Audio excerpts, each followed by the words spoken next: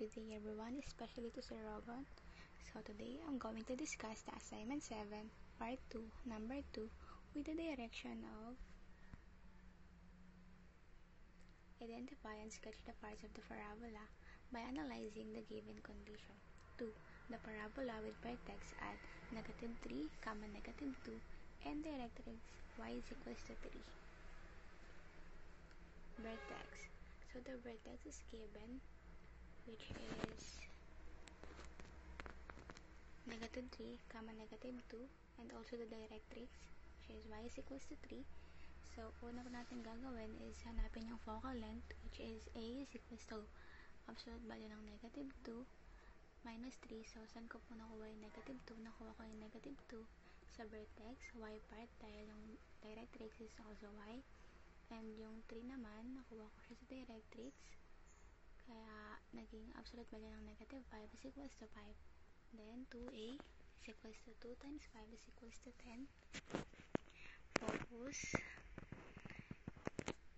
Ang focus naman po natin ay -3, -2, minus 5. So, nakuha ko yung -3 dahil sa h, which is -3, and k is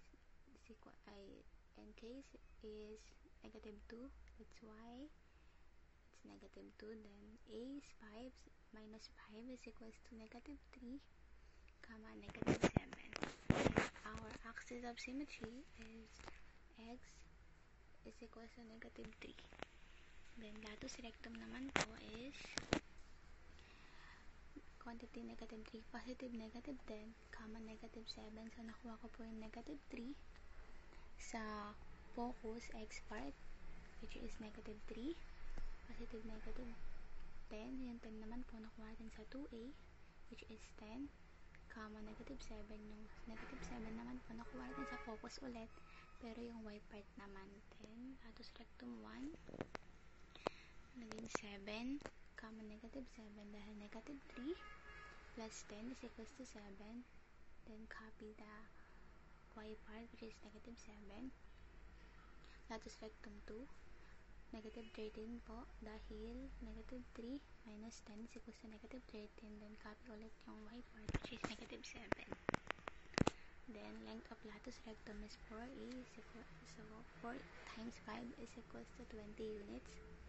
Then our standard equation is quantity x minus h squared is equals to -4a quantity y minus k. Ito yung equation natin dahil ang ating graph is open downward. So, magiging x minus times -3 squared is equals to -4 times 5 is quantity y minus times -2. So, magiging quantity x plus 3 squared. So, positive, negative times negative is equals to positive is equals to -20 dahil -4 times 5 is equals to -20. Tapos, quantity y plus 2 dahil negative times negative is equals to positive. Then, our graph naman po is, so yung vertex po natin is given, which is -3, -2. So, -3 and -2, that's why it's here. Ito po. Then, the directrix is also given, which is -3 and 3. So, it's here. So, the focus is, nakakuha natin yung focus. So, nandiyan natin po siya, -3, -7. That's why it's also here. Here, yan. Tapos, pwede din po natin mabilang yung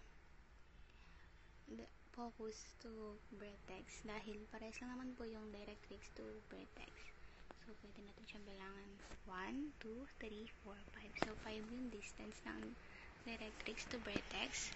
So, dapat ganun din po yung vertex to focus. So, 1, 2, 3, 4, 5.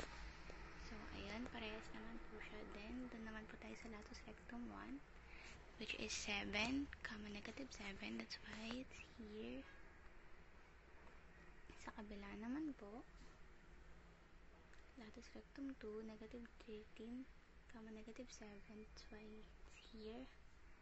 So the distance of our length of latus rectum is 20 units. So bilangan natin yung latus rectum 1 to focus. So 1, 2, 3, 4, 5, 6, 7, 8, 9, 10. Tama naman po. And then latus rectum 2 to focus din po. So 1, 2, 3, 4, 5, 6, 7, 8, 9, 10. So ayan lamang po. Maraming salamat po sa inyong pakikinig at sa panonood ng aking presentasyon. I hope you like it. Have a nice day. Thank you po.